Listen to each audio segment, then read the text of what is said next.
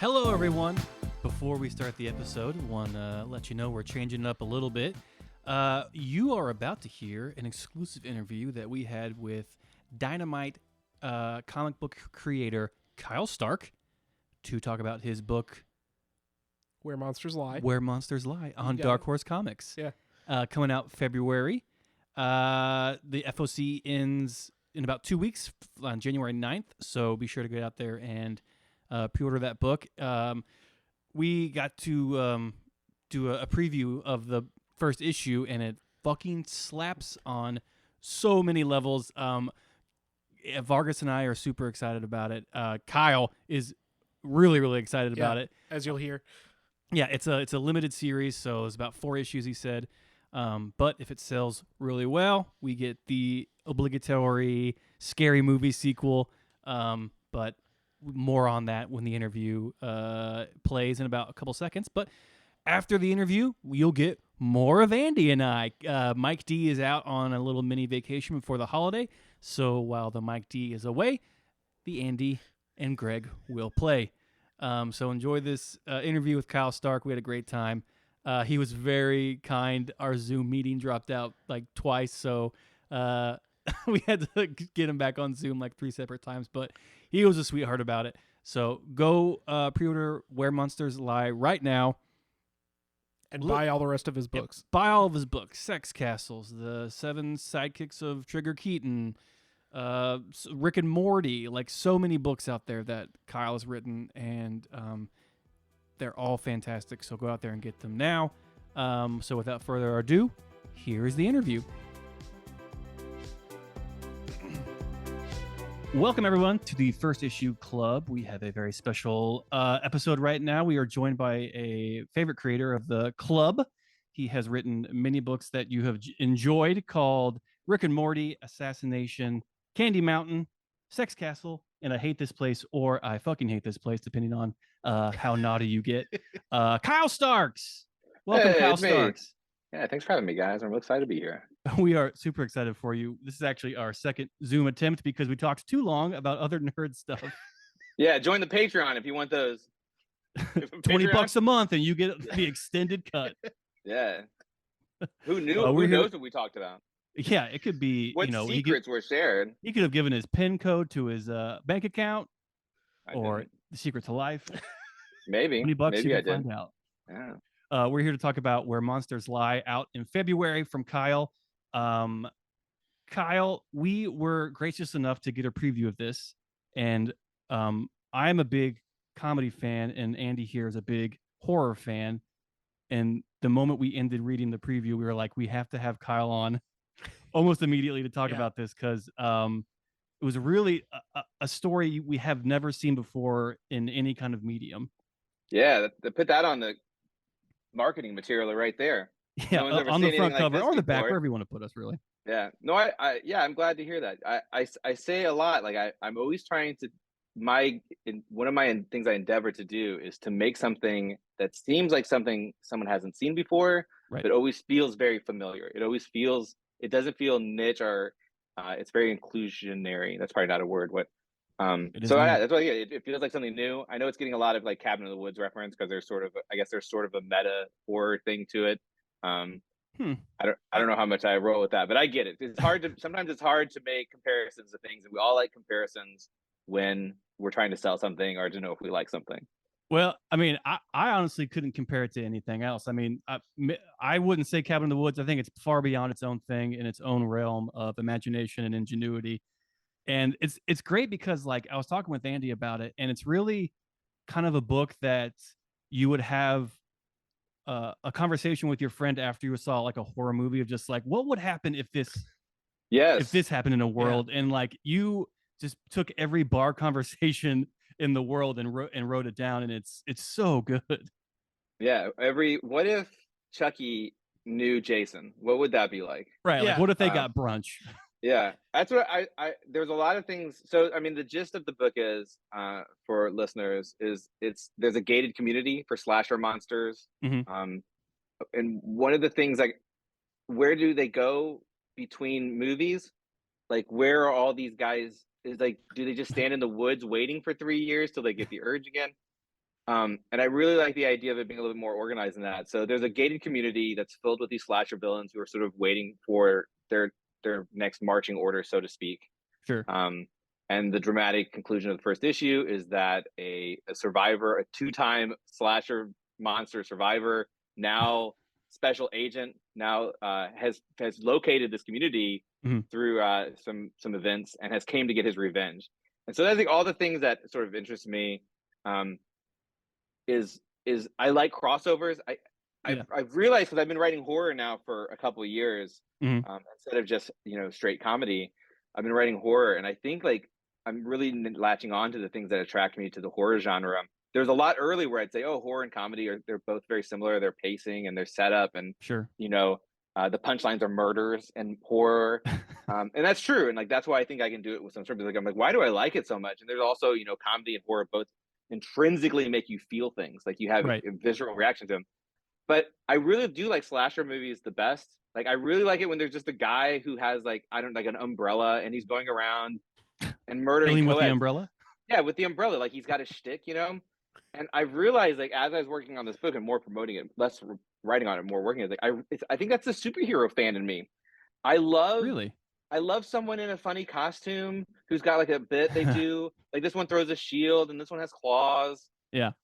It's the battle of good and evil. And I think I just really like characters. I really like a strong character.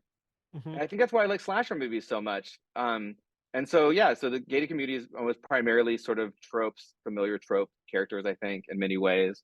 But I also was like, and I can't say it in the marketing, but like the special agent to me is if Freddy killed Martha and Wayne Kent instead of, you know what I mean? Like if instead of just like, instead of like a burglar, if like Batman's like, I'm going to train my mind and body to kill slasher monsters.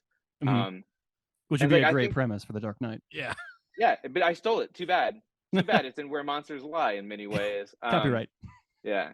So it's like, it's just a lot of things that really interest me. And I think that's always, the best way to tell a story is to be like, what would I like to see answered in a way that's entertaining? Yeah.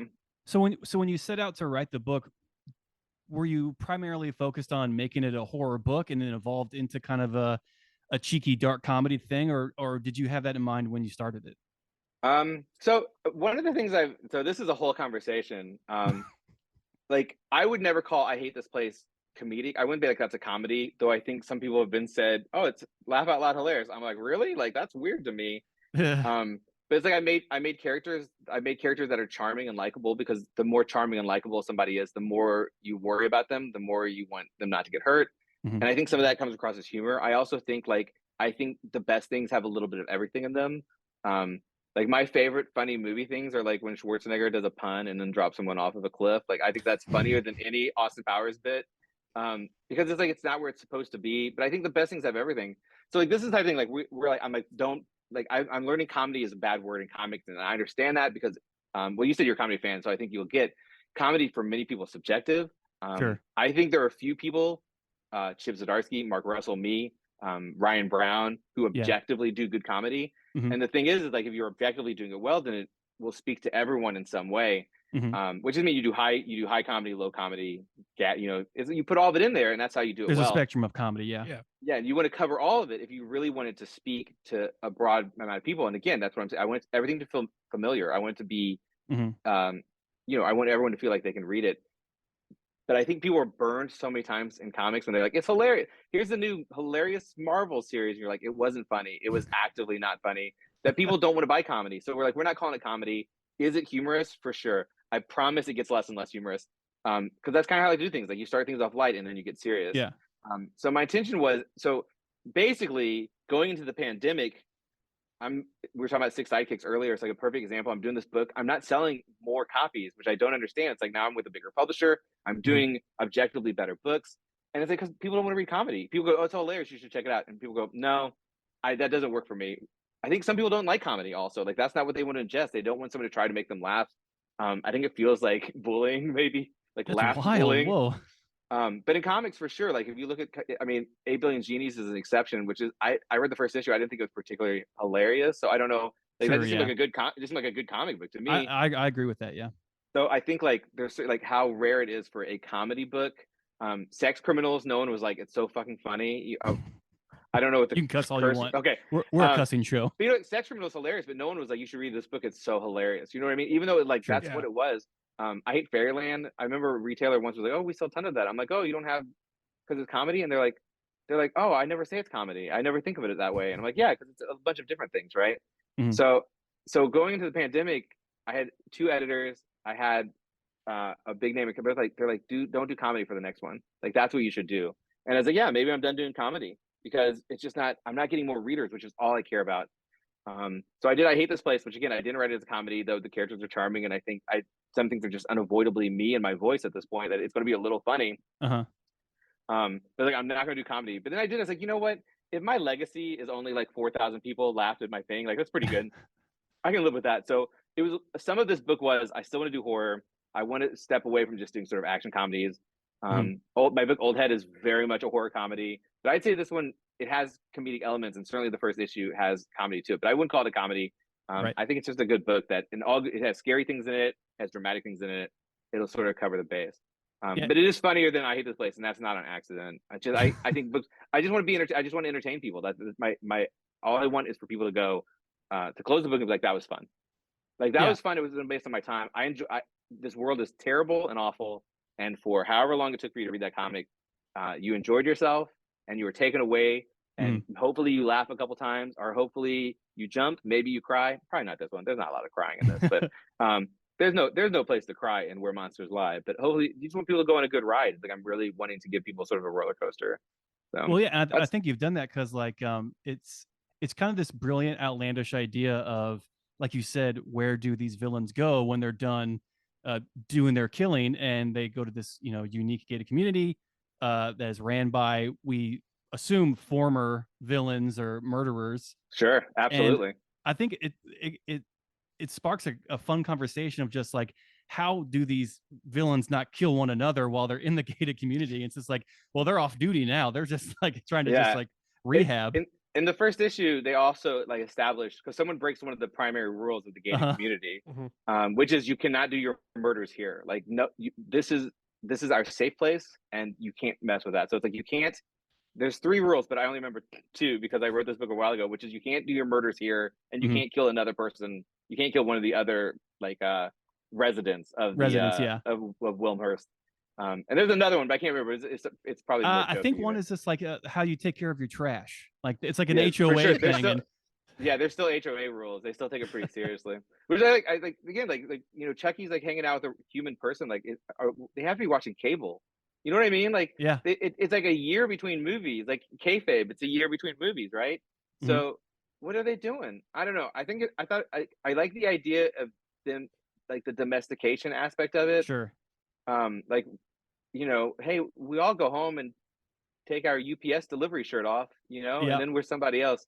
But also, they are all monsters. I think, like, for I Hate This Place, which is my Skybound series, the second arc starts next year. Neither here nor there.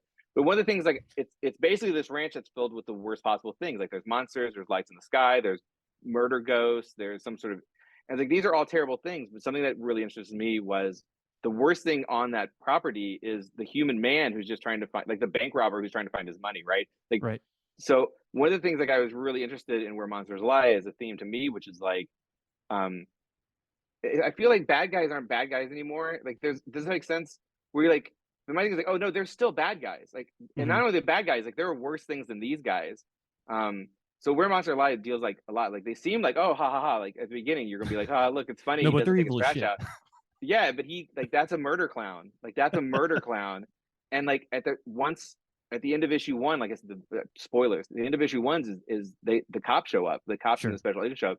And the next 3 issues is going to be them killing cops, right? It's going to be just like this thing, like this violent thing. And yeah, well, and we get so a preview of some of the death scenes pretty early on in the comics when the kids are escaping from the puzzle villain, and they're fucking brutal. Yeah. They're crazy intense. Piotr Kowalski, he was brought in, and he he does some messed up. Were you just go wild with however you want to do it? I feel like so there's a character's eye gets poked out with a knitting needle. I think on page 2. And I think I wrote that. I'm pretty sure I wrote that. But when I saw it, I kind of regretted that I Oh regretted that no. I wrote it, you know? I like that's grisly. And he has a lot of that. Um Someone gets hit with a spoilers. Someone gets hit with a claw hammer in one issue, Fuck yeah. and the way Piotr draws it is there's like a row of teeth, like a line of teeth. Uh And I'm like, my guy, like that's messed up. But he's really, I mean, he's is really good at that stuff. Yeah. Um, he's great. Piotr was and so professional, such a dream to work with. I think he did a great job. Uh, yeah, he's great to work with. Hopefully, there's more Where Monsters Lie down the road or more work with Piotr. He was great. But he's really good at it. There's some grisly stuff. And I I did it's all the balancing, right? Like for every like little for the joke about trash cans, like there's also someone getting their eye There's a poked claw hammer out, and death. Yeah. yeah. well, And I think there's some drama stuff that comes around. that's definitely, I think, what makes it. You were saying you didn't write it with intentionally comedic overtones, but the juxtaposition is Yeah, Yeah. certainly a big element in what makes it so comedic. Because yeah, page 2 has an eyeball on a knitting needle, and then page 4 has, hey, your trash cans are out of code. Right. Like, It's that's it's like why you inherently laugh funny. at a funeral. I, It's just like and I said I think it, like I think by the time like he's drawing issue 4 now, so I just got issue 3 maybe a couple weeks before we went into promoting it. So Mhm. and I finished issue 3, which I wrote again beginning of the year. I mean, and I live in books. Like we did this speech or we did an interview with the New York Public Library, Chris and I, about Six Sidekicks, and I had to go read. I don't remember the character names because like I live in the moment. I spent all that energy with Six Sidekicks, and I'm there for when I write it, and I come back again when I promote it, and then these books are gone forever for unless I would hope not, but in many Mhm. ways, like it's a very timely media, right? Mhm. And I live in these books. So not it's like so I got issue 3, letters, art. I'm like, man, it's really good, and it's like one that is the best feeling when it all because comes you're like together. because when I wrote it, I felt like it was good, but it's been so long. So I think like it's because it's a 4 issue series. I think you'll see is like yes, for sure. The first issue is pretty funny, but when you read the whole thing, I think the level of violence and horror, um, and it's not like for I hate this place. I really did like to me scary things. I'm doing air quotes. This is to me intellectually frightening are like these monsters, you know what I Yep. mean? Mhm. And Where Monsters Lie is very much like these things, like you recognize these things, how dangerous they are. So it's really more of a horror of danger and gore. But I think when you read them, because it does, and all my books really, I think if you look at Sex Castle or you look at Rocky Mountain, they always start very funny. And it's like Mhm. I want people to be sort of enraptured by these characters. I want them Mhm. to want to spend more time with these characters and see they're funny, but like things get serious. And I think that's the best comedy stories are really that way.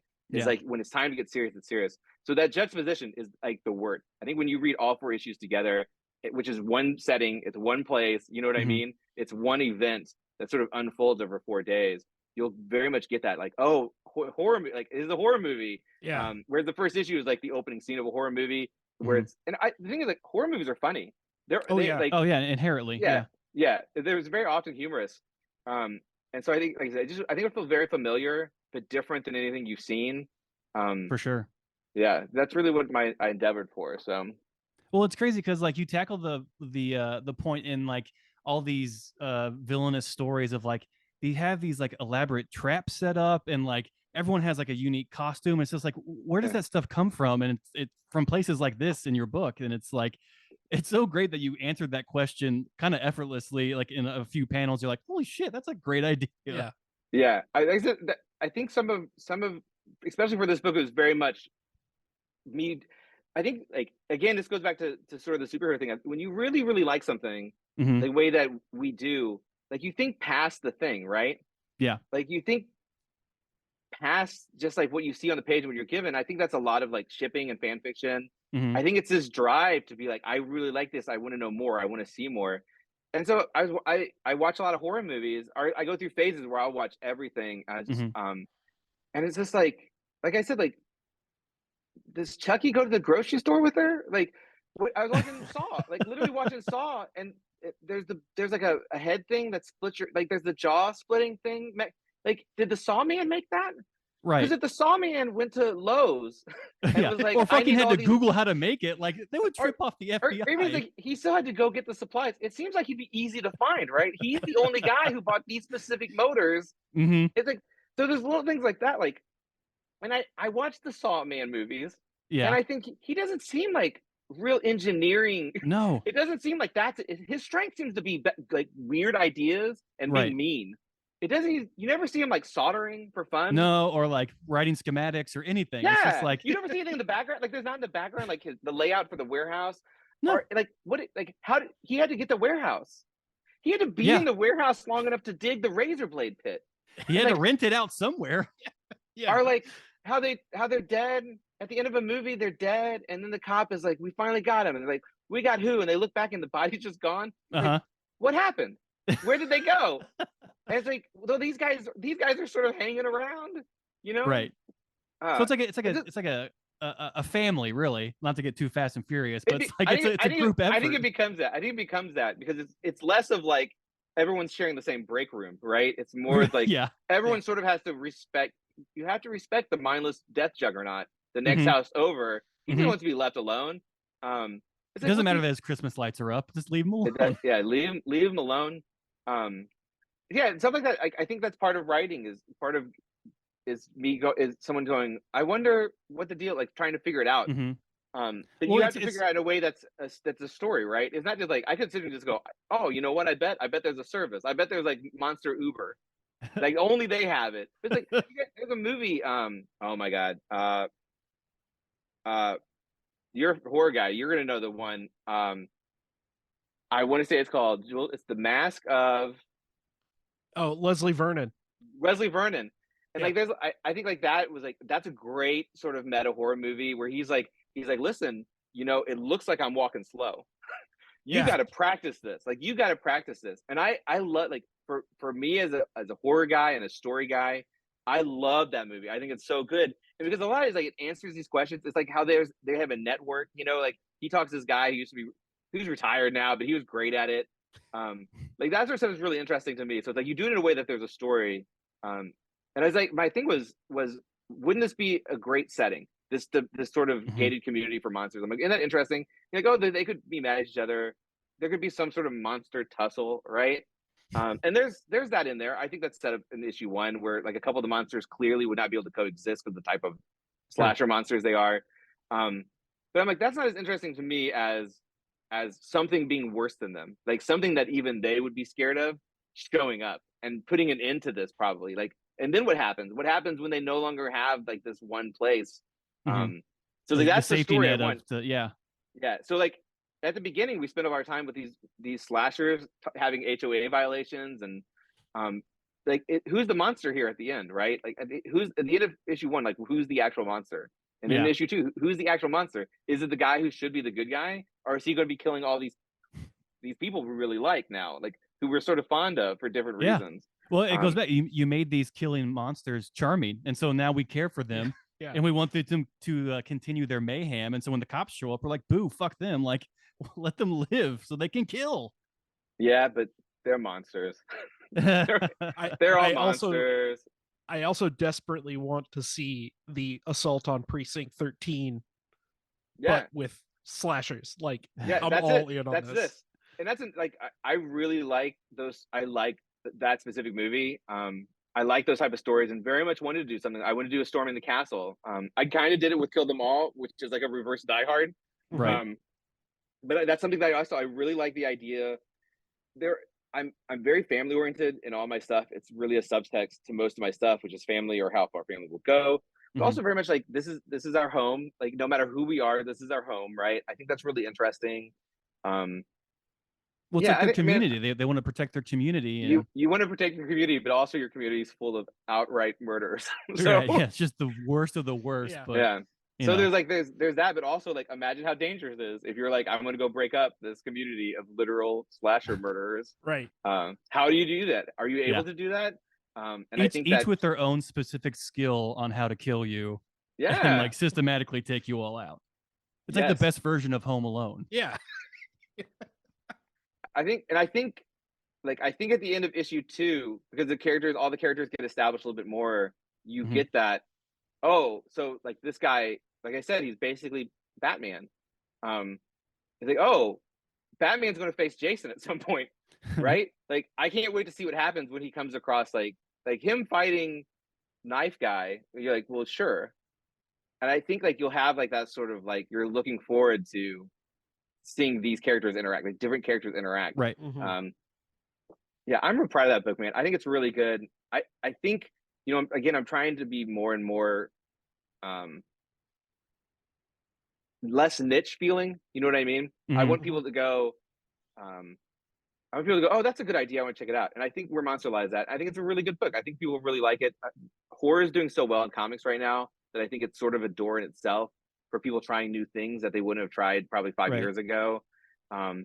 And you know, you hope people read something and then they go, oh, I like this guy's stuff. I'll read something else, and they'll read I Hate This Place, and then they go, oh, I really like that. Maybe they'll read Rock Candy Mountain, or they'll read Sex Castle, or Mars Attacks, which I think is a great series that we did that no one's read because it's dynamite and it's Mars Attacks.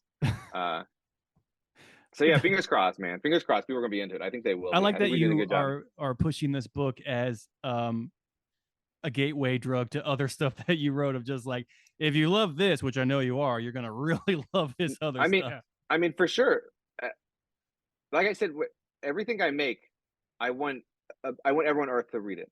And now everyone on Earth won't like it. A lot of them can't read anyway because they're probably babies, and babies don't have the brain capacity to read.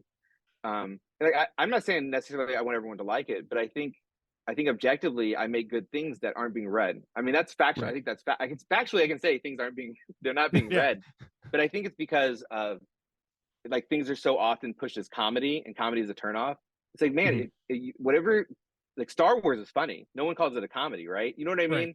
Right. Yeah. And like that's where I'm at. I think that's where I've always been at, because I'm not doing like pratfalls. It's yes, it's funny dialogue. Yes, the characters are ridiculous, but so is Han Solo. You know what I mean? Yeah.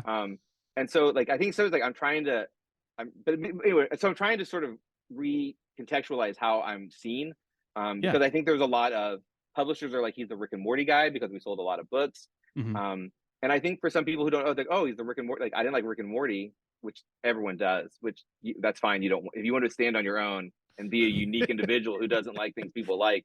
But I mean, like, you know what I'm saying? So like, there's different things. I'm trying to contextualize myself in a different way. But like the most important thing to me is I want enough people to acquire Where Monster Lies so I can make another book of Dark Horse, right?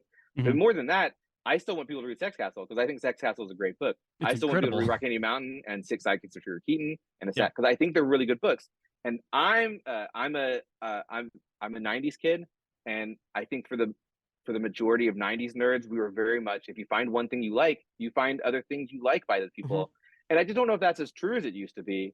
I don't know if people are like if Wes Anderson put out his third movie today, or like I saw Bottle Rocket in the theater, but if I hadn't seen it, when I saw Rushmore, which I was blown away by, I would have sought it out, right? I'd be like, oh my God, he has another movie. And I don't know if that's how it works anymore. And that could be a lot of, binge culture and just how like we acquire things differently. It's not as difficult to acquire things. Back then you'd have to find some place to rent it, Right. You have to go to the dirty video store. Yeah, you'd have to go to the dirty video store because Blockbuster doesn't have like this indie movie. No. And like there's a lot of that. So for me, like I'm like, if I what was the first, like probably Mind Management. Like I read Mind Management, I thought it was great. And because I like that, I read Pistol Whip. I look at all the Matt Kent stuff because I like it. And that's how I operate. Like if I read something I like, I will find as many things by that person. I know that we were talking about the guys who make plush, and like, oh, I really want to check out, if I want to like it because I want to see the other stuff, but I read some of it, right? So that's, yes, 100%. I'm not just trying to sell Where Monsters Lie. I want Where Monsters Lie to sell every other book I've made, because I think I'm a type of unique voice. That's a very pretentious thing to say, but I don't think there are comics like mine. Across the board. I think there are things that have parts of them. And there's probably some things that do a lot of stuff I do better. I don't know what they are. Matt Fraction probably. But he does better than everybody. So what are you going to do? But yeah, I'm trying to sell everything. I don't want to sell one book. I want people to be like, I really like that. I want to read all of his books. Right. And that's good. Make a movie out of it. I just want to just buy more books, buy all my books because they're good. And it's not because I want the money desperately. But it's like, I say I know people who are like especially Matt, he's like, oh, I had this idea for a thing and it just never happened. And I'm like, I hate that.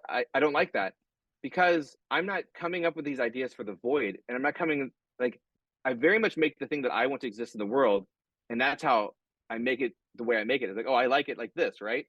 It's like, I'm not making it just for me. I'm not like, I don't want to put I don't want to put that idea that didn't happen. If I put the energy into coming up with a fully fledged idea, like I must exist because it was a good enough idea to put all my energy into. Yeah. So it's like, I'm not making anything for the void. And I think a lot about legacy. My comic book Old Head is very much about that. Like, if you're never the thing, what are you? But I think about, like, Assassination was, I'm rolling like 4 years ago. Who talks about Assassination now? Almost nobody. Like, that's too bad. I got a character named Fuck Tarkington in that book. It's pretty good. Eric Henderson does some amazing art in that book. It's pretty good. And he looks great in overalls, by the way. He looks so good. So that's the other thing I think about that stuff a lot. But yeah, I'm not trying to sell. I don't ever want to sell one book. I want to sell all my books. Because I think they're all good. Is that like a driving force for you? Like you have this little nest egg of an idea, and you're just like, this is going to get made. It is so like ready for consumption that it has to. Yes, especially with this book, because I had a couple of this book specifically. I had a couple of publishers who asked me for pitches after sort of the success of Six Sidekicks. I did air quotes again because it didn't make any money. But a lot of people reached out to me like, oh, you should pitch something. And at the time, I think Fear Street was coming out on Netflix. And Fear Street does something similar where there's a bunch of different monsters that come around. Oh, really? And okay, that's very much I think, like, the initial seed of me going, like, there's like did you see the Fear Streets by any chance? Yeah. There's like a period where there's like 3 different serial killer monsters sort of. And for whatever, I was like, what if they were all together? What if there's a team up? You know what I mean? Like, what if they were all on the same place? What if they're on a team? And I'm like, I love this idea. And very much it's like, oh, it could never happen because, if someone wanted to do it in real life, because you put all of these sort of tropes together, it'd be impossible, right? Yeah. But I can do whatever I want because I can just call a character. It's not those characters. It's similar, but so is 1,000 slasher monsters. Right. Totally. There's 100 slashers. I'm doing. You'll see what I'm getting because there's 10 puzzle guys. You know what I mean? Now there's not just one puzzle guy. There's 10. Yeah. Like, you get it. So that was very much a thing. And at the time, I pitched it to 2 places, and I'm like, this will be good. It's gonna be fun. It's gonna be scary. It's gonna really. I think people who love horror are going to really enjoy the romp of it, the ride of it, And I'm like, this is a good idea. It does this question about what kind of monster is the worst monster? What is evil? What drives evil? Like, are all evil people, are they just evil? Or are they like all these really interesting things that happen, but also it's going to be a lot of fun. There's a giant dog. You know what I mean? I said, there's a giant dog. And the giant dog's name is Baphomet. Hell yeah. Yeah. So the first 2 publishers passed on it. One of them just didn't get it clearly. I think the other one was like you can't, like, these characters exist. You know what I mean? I'm like, no, you don't get it. Like, it's satire. Not those characters, right? So I was like, I got that. So I mean, I was very much like, so with Dark Horse, because I'm friends with Matt Kent and Matt's doing very well at Dark Horse. He's like, just talk to Dark Horse.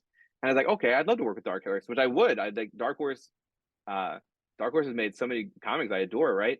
And so I did, and they got it. They're like, oh yeah, it's great. We're gonna do it. So that's an example. Like, this was the book I wanted to make. Like, and I very much live in the moment.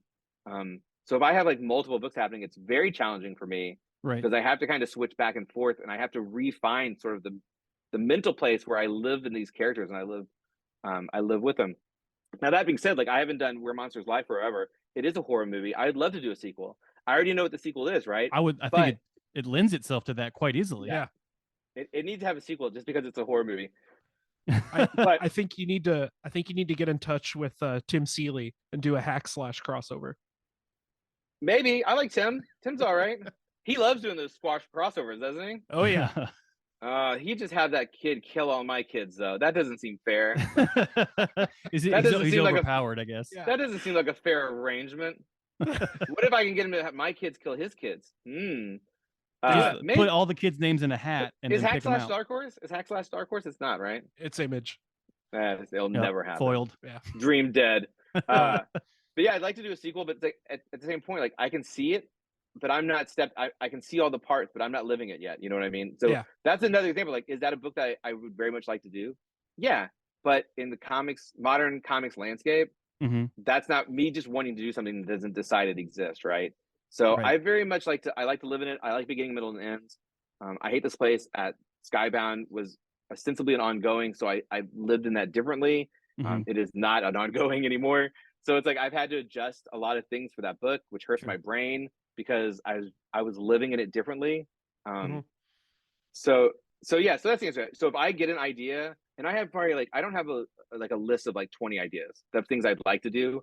I think I've listed like 5 things, and some of them are like some of them I know them. Like if I will eventually get to that. That's not a today book, and those ideas are like pushed to the top because like these might not happen, and it won't break my heart. But if I have an idea that I have 3 pitches out right now. Two were approved, and each 3 are kind of different. And I can see all of them, so they're happening. But I kind of one of them was one that was at the top of that list. I was like, eventually I will do this. Eventually someone will say yes to this. And so like that's how it works. So I'm not like constantly coming up with new ideas. What will happen is I'll do the ideas I want to do, and I will advance them until they happen. Because I have the unfair advantage of worst case scenario, I can draw it and kickstart it. But some ideas my art's not suited to. That's where I'm kind of at creatively now. The story would suffer from my art in some ways. And those are factors that are starting to become more and more, because people want my writing more. No one wants my art, not really. No one's like, please draw Kyle, please draw a comic for us. And I get have you that. checked your email? They may be asking for you. They are not. They are not. Occasionally I get some sort of, indie writer wanting to break in, wants to know if I will. I'm like, I don't like drawing my comics. That's not true. I love drawing my comics, but I also like those projects just to be my project. I don't have editors. I don't have page counts. But yeah, I really fixate. And if it's something, this book, I was like worst case scenario, I was so excited about it when I was pitching. I was like, I'll just draw it and I'll do a Kickstarter, like whatever. I did not want to draw it because there's several scenes, and this goes back to how good Piotr is too. There are several scenes that I wouldn't have been able to get the gravitas of. It wouldn't be scary enough.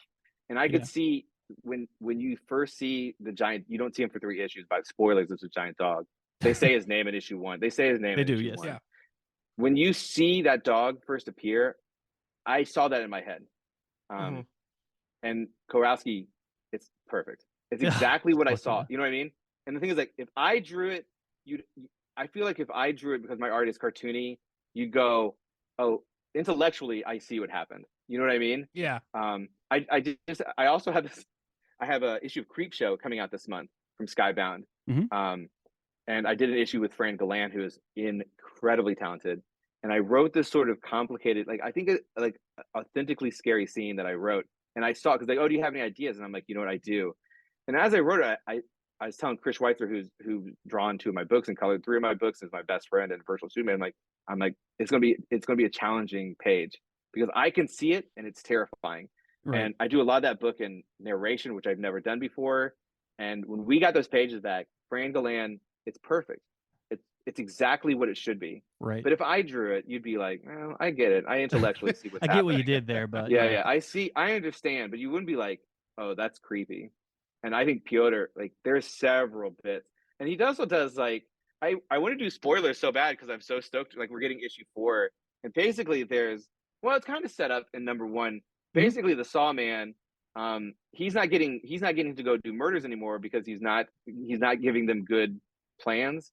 Yeah. Right. Yeah. They say like they are particularly like phallic based and probably not mortal. Like, they probably don't actually kill people. Yeah. So there's one of these traps shows up in issue 4, and Piotr drew it in a way where it is pretty funny. It's like it's messed up and it's funny at the same time because of the nature of the trap. And it's also like when I wrote it, I drew like a little. I'm like, oh, just kind of we're going to imply the trap. You know what I mean? Yeah. We're going to imply it. And, time passes and the artist, and he's like, no, he kind of just drew this. He just full on did it. That's great. Yeah. And like, I could never do that. You know what I mean? Like, it just wouldn't work. So, right. So yeah, I think I tangented it so far away from the question, but hopefully I made people more excited about Where Monsters Lie from Dark Horse. I hope everyone coming out in February. We read this and we're fucking geeking out the whole time of just like the prospects of where it could go, and like what you've set up in issue 1 is just like so masterful. Like all the questions you asked, I'm just like, And when the cops show up at the end, like you said, you're just like, oh fuck, like It's about to go down. It just went from like about 6 to down. midnight. Yeah, awesome. That's what we love to hear. We love to hear. And so, I mean, I hope this makes so much money, and you get to do your horror sequel. I think the FOC hasn't come out yet, so you can still pre-order it. Yeah. FOC is January 9th. January 9th. Perfect. Yeah, so get out there and order like 2 copies. At maybe least 3 minimum. Well, I'm gonna tell you, like, you know, it's a variant country, it's a variant cover world now, and they were, you know, whenever these guys are like, oh, who do you want to do variant covers? And I'm like, oh, I don't. Chris Schweitzer, is Erica might do one, like the only people I know, right? But they're like, oh, we got James Stocco, we got James what the Stocco fuck? Oh, yeah. to do, and I'm like, what's that? And they're like, oh, we got Fabio Moon to do one. Holy Christ. We got Tyler Crook to do one. And I'm like, I didn't know I could ask for any. I didn't know I could say just like any name. Which is something like, I guess because I've always had to find my own variant covers. I don't know. I had my first, I guess, major Marvel thing. I did a story in Thanos Death Notes. And they asked me if I wanted to do Thanos, and I was like, shh. Who doesn't love Thanos? Yeah. So here's the thing with this Thanos book, is I didn't know I could get Ron Lim to draw it. I didn't know I could ask for anyone. The end of that story. Just splice those together. That's splice number Nothing 3. else happened. Nothing else was said. Great. Don't worry about it. Fuck Master looks cool in the book. Yeah, there's a lot of good variant covers for that book. And then we started talking about a specific character in Where Monsters Lie who has lost the urge to kill, and sort of where his place is going to be, not only in this community, but now that terrible things like danger is going to descend on this town. Like, if you're the guy, and the deal that Fuckmaster was that he became fixated with lawn care, as like each tiny grass clipping or each trimming of a rose bush is a type of stabbing. It's fulfilling the same needs of like where that's going to lead him in the story. And as I said, I think you'll really like the Fuckmaster journey. I think the characters are introduced. I think all the characters are introduced pretty well. The Chucky character is a girl, and his name is Frankie Rubberdick. I don't know if he gets a lot of time in the first issue, but he gets more. A lot of characters are introduced, and I really like to think I did. It's like people can go, oh man, I wonder what's up with these cannibal hillbillies. I wonder what's their deal is gonna be, or you know, Richard the Clown wants a flamethrower. Like, why does Richard the Clown want a flamethrower? You know, what happened to Wyatt's murder family? Why, like, he's obviously older, but where's Mrs. Murder family? And that's what I was talking about. The first issue has all those questions. It's amazing. It's like, I want, you know, 4 or 5 more series of each character, really, like a spinoff. Yeah, I mean, you know, I'd like to think, we talk to entertainment people, and you know, let's hope this is one of the things like I'm manifesting by putting in the world. But I was like, you know, you guys should try to sell this to Shudder, because Shudder could make this and then go, and here's the Daniel Dawson movie, here's the Baphomet movie, here's you know what I mean, here's the Frankie Rubberdick movie, and it would give them access to the characters that they don't have access to make those types of movies that are familiar, but it's like in a universe, it's their own, it's the Shudder monster universe, right? And to me, as a horror fan, not just the owner and proprietor of this license, but as a horror fan, I'm like, you know what, that's kind of cool. Because, you know, I think I mentioned like in Fear Street, there's like a character who's wearing like a burlap bag, and I don't know, he's a Skyler or something. I can't remember, but I remember seeing that and going, "Oh, I want to see that guy's movie." You know what I mean? Because I love slasher movies. Like, oh, I want to see that. I want to see that guy's movie. And it's like, oh, that guy looks like a marshmallow. I don't know. I want to see the marshmallow guy's movie, right? So I think that would be really exciting. That stuff doesn't happen. But it does seem like it'd be a good deal for everyone involved. Shudder. It should happen. Shudder, we know you're listening, and you should just. So but even if it's just this one comment, because I think you kind of like, you know, like presumably what Fuckmaster was doing before he came here and just started mowing his lawn all the time. Like, you know, he was out killing co-eds or something, right? Yeah, so he was a porn star, clearly. A porn star? Yeah, Fuckmaster. Yeah, that's not what the fuck means. He's fucking them up, is what that means. Like, you know, you've seen like clown. I mean, you've seen it, so it's like, you know where they come from. So if it never happened, I think you still sort of get like, oh, this is the conclusion. Well, maybe not all, but a lot of people die. There's a lot of dead people.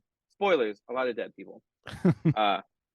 Which you would expect from a book like this. A lot of dead people. I hope you are expecting it. You know, I did something similar to Assassination, where I think, you know, because it's a 4-issue series, Right. None of these characters, not a single one of these characters, good guy, bad guy, likable, unlikable, needs to walk out of this book. Right. If it benefits the story, they're going to die. If it benefits the story, they're going to live. And I, as a reader, I love that. And I really like the sort of new paradigm with comics of 6 issues, 5 issues out. Because I've always been a beginning, middle, end guy. I always have been, and that's how I tell a story. And that's what this is. If it suits the story, they die. Who's your favorite? Don't like them too much. You know what I mean? Like, because I can't make any promises. And it's a horror comic. Like, people die in horror. Yeah. But that being said, I would like to make a bad sequel with whomever may survive, if anyone. Question mark. Yeah, but I think even if it's just this one book, I think you'll go, I get it. I can tell where these characters have been. I can tell where they're maybe going. I like the time I spent with all of them, no matter how grotesquely evil they might have been, or blinded by vengeance they might have been. I think it's a good time. I think it's a great fun comic, and that's all I endeavor to do, is make something entertaining for the people to read, to make something entertaining to be read, right? And I think I didn't. Hopefully you understand that us being so excited for potential sequels and spin-offs is because we loved the first issue so much. Yeah, that's what we like to hear. I think it's a good first. I think, hey, third issue is really good. I think second issue. The third issue was like, hey, I did it, man, I did it. Well, yeah, it's like the ending will be satisfying. I'm excited to read the end, but I'm really excited about the journey that we get to see with all these characters. Like, it's like every individual villain is so unique and different. You're just like, I want to see how each of them kills something. Yeah. Like, that's gonna be so rad. Yeah, I think you guys. I hope everyone who reads it feels that way, and I think they will, because I think that's how story works, right? I mean, I think like that's how I see it. Like, oh my, if 10 people like it, 20 people will like it, right? So I hope that 10 people who read it and like it tell 10 more people, because again, that's the way we get the word out about these things. No one just knows things. No one just knows like where Monster Life first issue is good, according to you two guys, right? Until you tell them, right? And we're gonna tell everyone. Tell everyone, and I hope they tell everyone if they enjoyed it, because I think, again, I want to make things that feel unique. My first comic was a wrestling comic, because I knew the only way I would finish it if it was something that interested me, that I thought needed to exist. And this was 10 years ago. There weren't wrestling comics then. Now there's a bunch of them. But it's like, oh man, it's very niche. That's what I learned. It's like, this is very niche. This is very, very niche. And a lot of people don't want to read it because it's a wrestling comic, right? But I feel like I hate this place. Honestly, I feel like Sidekicks of Trigger Keaton is that I'm still trying to keep this. Look at this as an idea you probably haven't seen before, but everyone will like it. I think everyone will like it because it's going to have something for everybody. Even if you don't like horror, you'll like it. I think if you hate horror, you won't like it. If you hate horror movies, you won't like it. But I think don't know. I think it's written well enough where it's like it doesn't pin itself to a certain genre. I think if people like good writing, they're going to like this book. Yeah. And I wouldn't phrase it that way. No, I'm glad you did. I appreciate that. But I think there's something for everyone. So I really feel like those 3 books. I think I'm trying to make stories for everybody. I'm not just trying to make it for one select group, but I'm really endeavoring for a way to find like the things that just interest me, and to make them broader, but still maintain all of the necessary story bits to be good. So that's where we're at. We're just trying to get the word out, and I hope people do. And this is my first Dark Horse book, so the better it does, the more likely I will get to do more Dark Horse stuff. I really liked working with them from an editorial standpoint, which is very important to me as a creator, is editorial, and how much they help or hinder, right? Yeah. I really liked it. I'd like to do another one of these. I think I'm almost definitely doing one more series with them, but I'd like to do Where Monsters Lie again. I'd like to do 2 arcs. I made 3 arcs. I'd like for it to be a horror franchise, a weird the Where Monsters Lie-averse or whatever. Like, these characters are so fleshed out that they need their story told. Kyle. Yeah, that's what I'm talking about. Let's tell these stories. Awesome. Well, thanks for joining us. Guys, go pre-order it now. January 9th, you said, is the end of the FOC? Final order cutoff, yeah. Yeah, so get out there, buy multiple copies. It's out February 1st, I believe. One of the first 3 days, I can't remember. That's the very beginning of February. Wednesday in February. Yes, for sure. Where Monsters Lie by Dark Horse will be on the shelves. Pick up a handful of copies. Kyle, thank you so much for joining us. Thanks for having me. Enjoy splicing all 3 of these videos together. That sounds great. Seamlessly. It'll be seamless, I'm sure. Through the magic of podcasting, it'll seem like one giant recording. Yeah. I love it. Awesome. But anyway, thanks again for joining us. And thanks for having me. I really appreciate it. And we're back. What I tell you, what a great interview. And you can't even tell it's 3 separate recordings spliced together because I'm a dipshit and I don't know how Zoom works. If you didn't say it, then they wouldn't know. I think they would have. Nah. So on the third and final recording, I forgot to hit record. We both forgot. I'm not going to let you take the fall for this. And he was telling us some really cool stuff. And then like midway through, we just had to hit the record button. And we did this like Cliff Notes version of everything we had talked about for about 10 minutes. Yeah. And it was probably the funniest thing we've had to do in a long time. Because we're very professional. Very professional. It was a little embarrassing, but he rolled with the punches. But again, thanks Kyle Starks for coming onto the show to talk about Where Monsters Lie. Out on Dark Horse. Go pre-order it now. Some incredible variant artists Yeah. that he told us about. So And legit, the book is good. it's Like, so we're fucking not, good. We're not just saying it because we got the guy who wrote it on the show. And we're probably going to cover it again when the first issue comes out in February because it was that fucking awesome. It really was. I'm excited to see Mike D's opinion. Yes. If it gets 3 thumbs up. Then it's a certified first issue club banger. Yeah, As we all exactly. know. If it gets 3 thumbs, it's a first issue club pick. Yeah. So welcome. I mean, I guess not welcome. You've been here for a while. I'm Greg, And I'm Vargas. and let's get into First Issue Club proper, where Yeah. we talk about a little bit of comic book news and a little bit of the comic books that we've read for the week. This section may be a little shorter because Kyle Stark was so gracious to give us a lot of his time for the interview. Anyway, Andy, how you doing? I'm good. Did you get anything exciting at the shop this week? No, so I don't really go to the shop anymore. yeah, because you I have were it that all guy. pre-ordered online and That's emailed right. to me. So I got my second print of Briar #1, and so the That's interior legit. artist is doing like the covers for the second prints, and they're all like monotoned individual covers, and it has like the different character profiles on them. They look like, I don't know what the right word is. If there's any like medieval art historians in the audience, they'll probably be correcting me. But it's like one of those like engravings or whatever. It looks like almost a tapestry or Tapestry's a great something, yeah. whatever. But it looks super legit. Yeah, it's I was really happy. I told you I've been buying more second prints lately because the covers have been better than the Yeah. first print, and I think it's just because we kind of touched on it that it's another opportunity to get either a double dip from a first print reader or another reader on Yeah. because it's such an intriguing and striking cover that I don't know. I've just been buying more second prints from the books, and I'm for it. I'm for second print books having absolute slappers for Definitely. covers. Definitely. Second print, thinking of second print variants always makes me think of Spider-Man Life Story Mm-hmm. that Chip Zdarsky did, Yeah. whatever it was, 2-3 years ago. About 2 years ago, yeah. And the first prints were very striking colors. Every issue was basically a different color, Mm-hmm. right? But then the second prints were white with the color from the first print as like the secondary color. So instead of Spider-Man being in Spider-Man colors, it was basically a white cover and Spider-Man, in a single like monotone cover, whatever. I want to Go look them up. I want to say that he also did the covers He did. for them. Yeah, he did. So a lot of people don't realize that Chip Zdarsky, along with Kyle Stark, writes and draws really Yeah. iconically. And honestly, it offends me a little bit That they're so talented. that one person can be so talented. So yeah, but do Kyle- they have successful podcasts? I don't think so. yeah. Can you podcast? Take that, Chip Zdarsky. Yeah. Take that, Kyle Starks. Oh, I can draw and write a comic But book please come onto our show whenever you want. every single day. It was great having you. The news is the same as always around this time of year. People are giving their best of.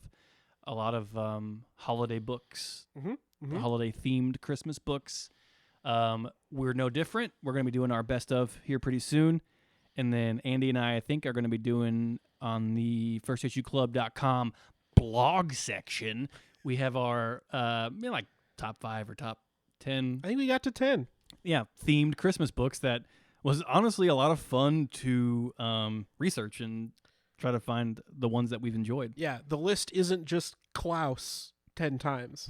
So although it has earned it. obviously Klaus makes the list. Yeah, it's Grant Morrison. Is Klaus the only holiday themed book Grant Morrison has done? I mean, he did all the other Klaus sequels. Does that? You know what I mean? Outside the Klaus verse. As the resident Grant Morrison expert, I'm embarrassed to say that I don't know. Well, you should be embarrassed because I go to you for the info on this. I know. I'm sorry. That's okay. So yeah, no real news. I know that Marvel and DC dropped their solicits. We're not really that kind of show that goes through the solicits, or Except for now. Get ready. Yeah, this episode is 6 hours long. So I don't really have anything that stand out much. You saw the new variant for Batman. Yeah, Quesada's doing Batman variants, and apparently number 133 is going to be his third variant cover. Mm-hmm. So presumably 130 would be the first variant cover. Logic dictates. But I don't know. Kind of cool. He was Marvel's chief creative officer up until this year. Mm-hmm. Which And shocked us both. Yep. So that's cool. He always does absolute gorgeous art. Mm-hmm. I really like his stuff. So if you're into the Dark Knight or Mr. Quesada, Joey, I think as we call him here. Well, we're friends. Don't call him Joey. Yeah, go pick up. I don't. Batman He didn't leave Marvel on bad terms, did he? I can't imagine that he did, but also I don't know. Yeah, We'll ask him next time at the bar. Yeah, when we see Joey at Applebee's, we'll press him with these questions. I was just wondering because this doesn't seem like a petty move for him to be like, no. Oh, you're gonna get rid of Joey? Well, I'm gonna go right over to DC and do some variant covers. For No, them. man, I'm sure DC's just throwing money at him. Nobody puts Joey in a corner. Get paid. That's what I say. Honestly, go for it, Joey. Yeah. What else came out? Oh, the Batman Spawn thing came out. Mm-hmm. Mm-hmm. Okay. I haven't read it yet. I haven't either. It is a one shot. I'll say that. So I did not know that. Which is good. I heard little comic shop news. I heard a rumor. Mm-hmm. So this was published by DC, this Batman Spawn. Sure. I heard a rumor that Image is going to be publishing Spawn Batman. Oh no, that's interesting. As like a companion one shot to this, which I'd obviously be very interested in picking up as well. And this is also a spin out from the Frank Miller and Todd McFarlane Correct. Batman vs. Spawn that came out like 20 years ago. Yeah, War Devil. Yeah. So and they're doing a reprint of that, the one from the 90s with the one shot included as like a deluxe edition. So so there's like a regular and then there's like a deluxe with the story that came before it. Uh-huh. Whoa. How much is the deluxe going? I don't know. I know it's a hardcover. So holy shit. Okay, never mind. It's not a So it's not like $8. Yeah, it's probably like 25. Yeah, it's probably it's probably gonna be like 40. Let's Jesus be real. Christ, fuck that. No, thank you. Okay, so we might do a review of that on the blog. Yeah, if it's good, I haven't read it yet. I'm sure it's good. I'm sure it's good. I'm sure it's good. I think Batman vs. Spawn is a lot like an action movie in the 90s or any blockbuster. Like it's too ridiculous not to succeed. Even if it's bad, it's still good. Yeah. Because it's just two iconic characters just beating the shit out of each other and like trying to coexist in the same room. It's RoboCop versus Terminator. Right. Right? Which we haven't seen, right? Oh, they made not only the video game, but the comic book. They made a video game of that? Yeah, man. I had it for Game Gear. I had no idea. Yeah. It's legit. You play as RoboCop. That should be a movie. Tell me about it. Yeah. And you said it was a comic. It was a comic. God damn it. Now I need to go find that, apparently. Frank Miller wrote a lot of Terminator comics and RoboCop too, I didn't know that. back in the day. I just he found wrote out the original screenplay for RoboCop 2, if you didn't know that. Frank Miller did? Yeah. What the fuck? See, this is why I'm on the show. Yeah. All the bullshit knowledge that's roaming around I just found my out brain. that Howard Shankin did a bunch of Shadow issues, and so I bought those up to read those. So it just proves, folks, don't count anyone out or corner anyone in a writing style because they can do anything. That's right. Don't put them in a box. Don't put them in a box unless they asked for it. Then go ahead and put them in a box. Let's get on to the reviews. Yeah, what'd you read this week? I read Danger Street by Tom King, and then I also read Night Club, the Mark Millar Mark Miller book. Both were great for different reasons. Excellent. So I'll do Night Club first. That's the Mark Millar or I don't know if it's Millar or Miller. I've heard both. It's Millar. Right. So Mark, next time we're at Applebee's, next to Joey, tell us how to pronounce your name. I assume it's Millar, but until I'm corrected, okay, I'm just gonna keep saying it that way. I said James Tionyon's name wrong for years. It's pronounced Tiny Onion. Tiny Onion. Phonetically, it's Tiny Onion. Yeah. It's an old Greek name. Meaning small onion. Meaning smallish onion. It was really good. I mean, Mark Millar is one of those writers that you either like him or you don't. That's what it's come down to. But are there people out there, I'm legitimately asking, are there people out there that are like, Secret Service sucks. I didn't like Wanted. There are. Really? I think they're pretentious. Like they're like upper crust, like they only read people. Concrete. Like, okay, don't fucking bring Concrete into this. I'm not knocking Concrete. Paul Chadwick didn't ask to be put into this fight. I'm not knocking Concrete, but it just seemed like those are the people that like turn their nose up. Yeah, well, I mean, like, because Mark Millar, he writes very appealing stories that reach a wide audience. That's why people. How dare he?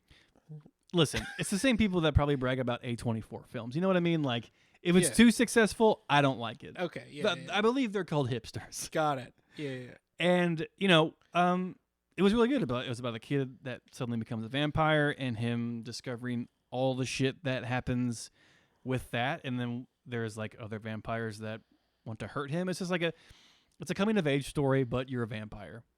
Not much to it, but like it's fun. It's like it's kind of like Kick-Ass or like Secret Service or anything shit like that. Like Sharky. It's like it's a fun, whimsical story that Mark Millar has written that's set in a different time or universe. And a good point for this book. Issue 1 is $1.99. Yes, it's. I don't know if the rest of the issues are. They might be. I don't know, but I got to the checkout counter and I was like, "Oh, saving $1." It's great because like we've talked about how comic book prices have been rising for years now. Yeah, and to see that happen, I just wish it would become more popular across the industry. Well, we talked about that with Kyle, right? We did. We keep bringing Kyle back up. How comic books aren't an impulse purchase anymore. Mm-hmm. I mean, actually, that conversation is on the Patreon. Oh yeah, that's right. That's the Patreon exclusive interview part. Well, we talked about that a little bit. Go subscribe to the Patreon if you want to hear the full story. But yeah, $4, $3 isn't something you can really like on a whim. No, spend. Yeah, you're not. I mean, like really, it's now $4.99. Yeah, that's the standard. So you can't on a whim spend $5 on a comic anymore. Yeah, like that's legitimately you have to check your bank account to see if you can go on a whim. Yeah, unless you're one of us and you're like, oh, that cover's interesting, or I know that writer, or whatever. I'm thinking of folks like my brother, who he's got a passing interest in comic books. Sure. He's, he'll read a book, but if he sees a $5 comic, he's absolutely going to breeze right past it. Right. He's not going to take the gamble on it because he has no idea who or what is in it or who did it. Yeah, exactly. So, I mean, that's why I think people are leaning more towards trades and, original graphic novels. You get more bang for your buck. There's less of a downfall of, if I buy this thing for $15, if I don't like it, at least I didn't get cheaped out on a 32-page book. Yeah, exactly. So, I mean, I get it, and it's a bummer. And hopefully the market corrects itself, but I don't think it will because people keep paying it. And so there's no real need for them to lower the price unless, Mark Millar keeps doing his thing and keeps lowering the price. Well, this is your call to email your boss. And yeah, right into your governor. Yeah, and say you need minimum $20 a month more so that you can go buy comics. See, I know what will fuel this economy, Mr. Governor or Mrs. Governor. Make comic books cheaper. Yeah. That's what will get us out of the recession. That'll do it. Cheap pieces of paper with pictures on them. Or you know what? Actually, keep comics the same price and just subsidize comic books. Government subsidized comics. Make them. I want to be able to write them off of my taxes. Now, there's an idea. Yeah. I'm helping the paper industry, Mm-hmm. the printing industry. Mm-hmm. I am helping out local creators and global creators. Mm-hmm. Mm-hmm. I am, I'm like UNICEF. I'm like, I'm an entity in myself of I'm supplying money to multiple industries. Yeah. I'm a fucking godsend. Yeah, really. I want to write these off on my taxes. For sure. Actually, is it a business expense for us? We'll discuss that later. Yeah. Off air, so we can't be sued or audited, one or the other. Probably both. Yeah. We'll let the feds decide that. And Danger Street is okay. So this one's a little more complicated. Tom King teased up Danger Street a long time ago. Yeah. I want to say, I hate saying this, but I think it was like mid-COVID. Maybe. It was teased of like he was going to do this book called Danger Street. And what it is essentially is back in the 70s, 60s or 70s, a series of books on DC called First Issue Special were created. And in those books, you got things like Manhunter or Lady Cop or the Green Team or the Dingbats. And what it basically was just like these small little books. Sounds like... God damn it, I knew it. It sounds like a festival. Like a hipster music festival. Yeah, it sounds like a jam band festival. Yeah. Did you see the Dingbats and Lady Cop are going to be playing? Holy shit. Danger Fest? And basically what these books were is like small little one-off vignettes of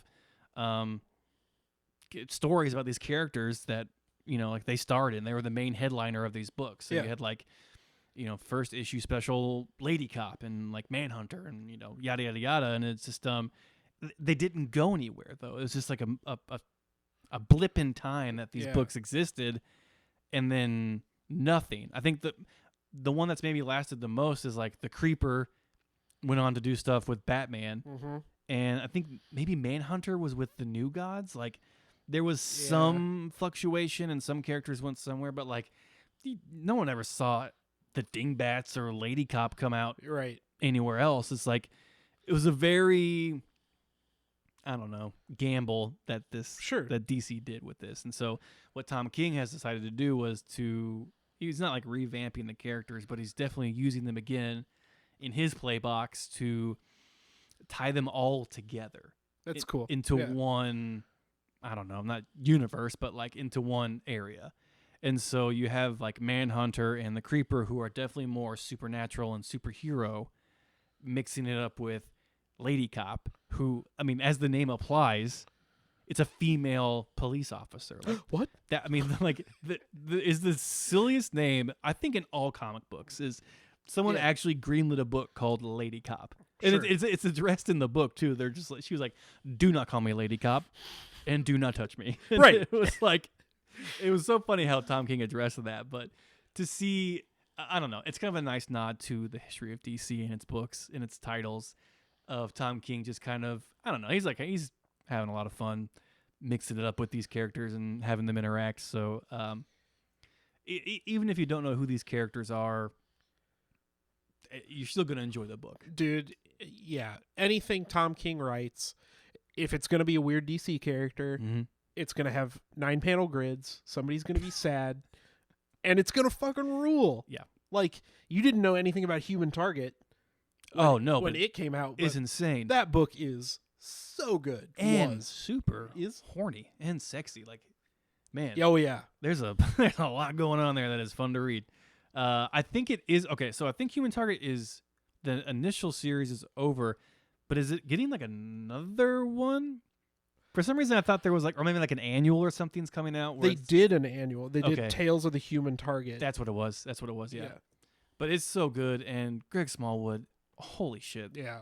Dude can draw anything, and I'll buy it. Yep. And But then Danger Street is Danger Street. It's gonna a good be time. equally good. Yeah, and like it's just fun. Tom King playing around in the DC sandbox of characters that no one gives a shit about. And if you do say that you do give a shit about them, you're lying and you're just being a contrarian. You're trying to get your 6.5 slabbed lady cop #1 Yep. up in value. Up in value. And it's not gonna work. It's not going to work. It's just not going to work. Who's doing the art on Danger Street? I should have. Yeah, let me pull up. Should Real have quick. prepped you for that. No, you're but fine. I just put my phone away, so of course you would ask it. Jorge Fornes is the artist. It looks great. Colorist is Dave Stewart, which he's done a ton of stuff Yeah. with Mike Mignola for his Yes. BPRD Yes. series. I was really concerned because I saw Stewart on the cover and I was like, "That's not Cameron Stewart, right?" No. Nope, it's Dave. Yeah. Just to put everyone's fears, Mr. Dave aside. Stewart. Yeah. Good to see you. It's the good Stewart. So yeah, those are the two books I read in between my preparation for the Kyle Starks interview. Well, you did twice as good as me. I only read one book. I have both.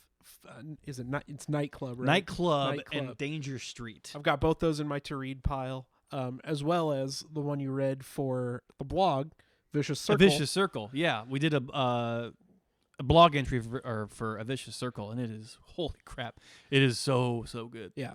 I've got all those in my to read pile. The one I did manage to read was Jerry Dugan's Iron Man. Mm-hmm. And I had no idea that Jerry was doing the next Iron Man. Yeah. What's exciting to me about this book is that it seems like he's trying to take away. He's playing to the Iron Man theme of without the Iron Man suit, he would still be Iron Man, right? Mhm. That's what makes good Iron Man stories good, right? Yeah, Is- Tony Stark is more than the suit. Tony Stark is more than the suit. Well, what Jerry's doing in this first issue is kind of taking away Tony's support structures Mm-hmm. kind of across the board. Okay. So he's taken away his money. I won't get into the reasons why. That's why you need to read the book. But Taxes. yeah, We'll assume taxes. yeah, he's taken away Tony's money. Bitcoin. Yeah, he bought a lot of NFTs. So many bored monkeys or bored apes or whatever. He did not. Just if anybody, yeah, he did not buy any NFTs. But he also gets Tony back to a place where he's not okay mentally. Mm.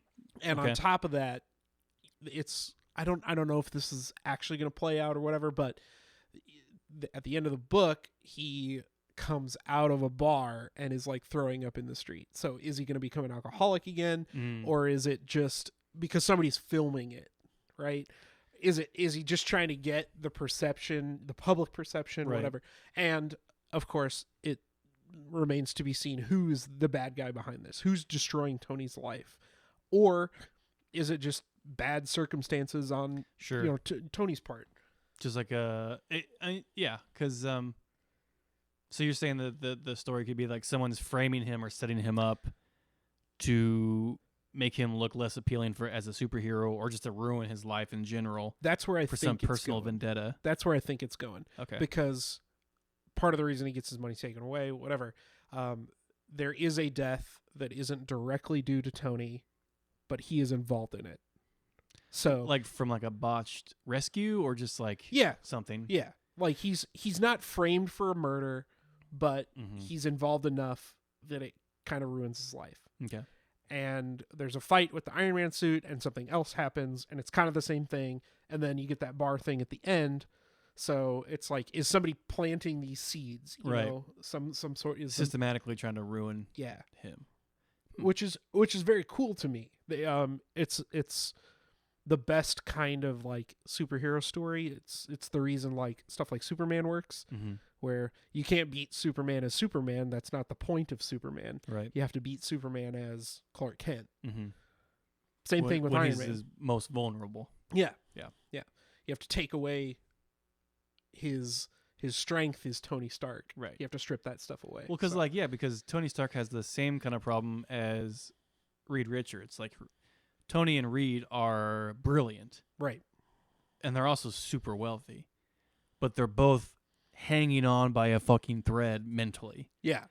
And so you're right, the main way to defeat them or to make them slip is to sever that tie between themselves and their sanity. Yeah. And that's their Achilles heel. Yeah. Like, you have to identify the thing that, right. that grounds them. Right. Because then they have just the worst case of the yips, and it's just downhill from there. Couple on to, or I guess stacked on to Tony's previous substance abuse issues.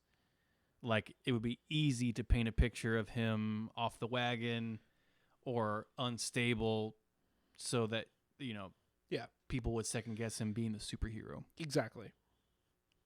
Okay. That's awesome. Jerry Duggan is an incredible writer. He did X-Men, and I guess is he like the editor of the X-Men stuff? He's writing the mainline title. He's writing the mainline title. X-Men. Or who's I forget who's like the main X-Men editor, but it's gone now. Doesn't really matter, but Couldn't tell you. that's fine. I didn't ask you to. Sorry. But Iron Man's very good. I told Greg, because I'm a simp for variant covers, Mm-hmm. they're doing a whole series of Oh yeah. Hall of Armor variants. So if you have any interest in, a big wall piece of all the Iron Man, Did they say how many armors. they're doing? I think they're only doing like 6 Okay. covers. I am interested to see how they're all connected. Because, like, when you think connecting cover, it's like a straight linear line, But, yeah, and I see, like, the suits are, like, stacked up on one another, but, like, is one cover going to be horizontal instead of vertical? Or, like, other way around? Or, like, does number 2 stack on top of number 1 in the puzzle piece of it all? Or Maybe. so... It'd be kind of cool to like put that on a wall or something. When you're all It'd done. be super legit. And that is what I will be doing. That's wall worthy, baby. Yeah. So Great. that's what's going on in my world. Yeah. Well, that's it. Yep. We did a lot of research for the Kyle Stark interview, and so these were the books that we were able to get in around that. Yep. Thanks again to Kyle. It was great having you. Mm-hmm. Looking forward to seeing not only how Where Monsters Lie continues and wraps up, but all your projects in the future. Yeah, he teed up a secret project that he's doing, but he wouldn't spill the beans. That son of a bitch. It's on Dark Horse, but he won't say what it is. He says it's career. It's like the biggest thing in his career. We'll have to maybe get him back on when that launches. Yeah, I'll have to upgrade to premium Zoom. Yeah. So I don't keep cutting out on them. But anyway, thanks for joining us this week, guys. As always, find us over on the Patreon or Twitter. We also have a Discord. Check the blog section at firstissueclub.com. We got a bunch of reviews coming out. Andy and I have really blossomed there. Our creative wheels in our brains have started turning once again. So we'll have more stuff in that section of the website. Our reviews are equally good to the comics we're reviewing. If not better. Yeah, they definitely Comparably the same. Yeah, definitely they're better. For and sure. for all you people that don't like to read, we have a nice handy rating at the bottom. Yeah. Yeah, exactly. Because we all know how much of a pain reading can be. Anyway, enjoy this nice December season where a lot of people who celebrate different religious holidays do that at this time. And if you don't celebrate those holidays, hopefully you get a gift anyway. Until next week, remember to bag and boredom, and see you later.